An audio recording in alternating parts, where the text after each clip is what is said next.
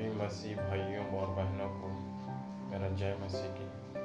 मैं भरत कुमार सोनकर 4 जिला कहीं छत्तीसगढ़ से मैं एक गवाही देना चाहता हूँ।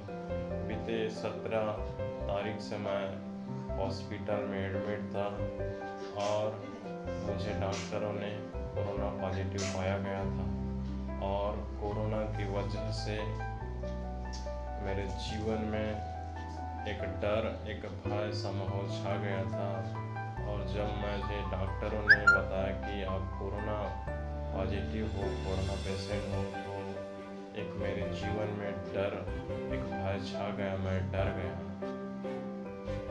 और मैं बहुत उदास हुआ और हॉस्पिटल में मैं एडमिट था 17/9/2020 से।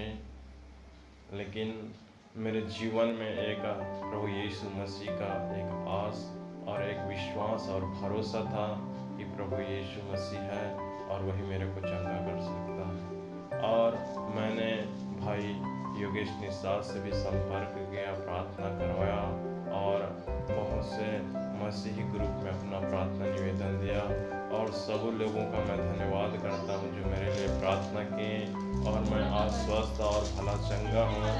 आज 26/9/2020 मेरा छुट्टी हो गया है और मैं स्वस्थ और चंगा घर में हूँ और इसलिए उस परमेश्वर का धन्यवाद देता हूँ।